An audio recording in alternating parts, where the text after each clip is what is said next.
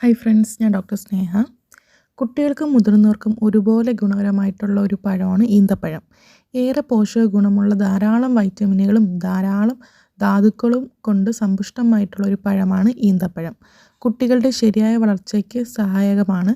മാത്രമല്ല, ഇതിൽ കാണപ്പെടുന്ന പൊട്ടാസ്യം കുട്ടികളുടെ മസ്തിഷ്ക വികസനത്തിനും മൊത്തത്തിലുള്ള വളർച്ചയ്ക്കും സഹായകമാണ്.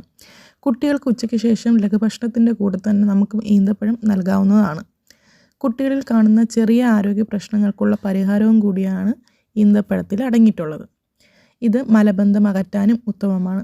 ഇവ രാത്രി വെള്ളത്തിൽ കുതിർത്ത് വെച്ച് പിറ്റേന്ന് കഴിക്കുന്നത് മലബന്ധം അകറ്റുന്നതിനോടൊപ്പം ദഹന സംബന്ധമായിട്ടുള്ള അസുഖങ്ങൾക്ക് ശമനവും ലഭിക്കും.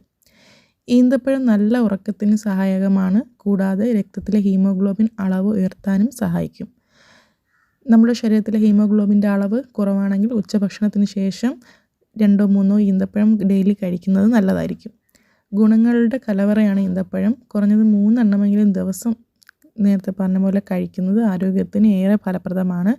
ഒരു കാര്യം ആലോചിക്കുക, പ്രമേഹമുള്ള ആൾക്കാർ, മറ്റെന്തെങ്കിലും അസുഖത്തിന് മെഡിസിൻ കഴിക്കുന്ന ആൾക്കാർ, മറ്റേതെങ്കിലും രോഗങ്ങളുള്ള ആൾക്കാർ വെറും വയറ്റിൽ ഡേറ്റ്സ്, അതായത് ഈന്തപ്പഴം കഴിക്കരുത്.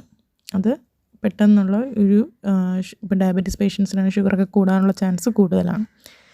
അപ്പോൾ നിങ്ങൾ എന്ത് അസുഖങ്ങൾക്ക് മെഡിസിൻ എടുക്കുന്നോ അല്ലെങ്കിൽ എന്തെങ്കിലും നിങ്ങൾക്ക് ഡിസീസസ് ഉണ്ടോ എങ്കിൽ അത് ഒരു ഡോക്ടറിനെ കണ്ട് ഇത് കഴിക്കാമോ എന്നുള്ളത് അന്വേഷിച്ചിട്ട് മാത്രം കഴിക്കുക. ഓക്കെ, അപ്പോൾ എല്ലാവർക്കും വീഡിയോ മനസ്സിലായെന്ന് കരുതുന്നു. Thank you.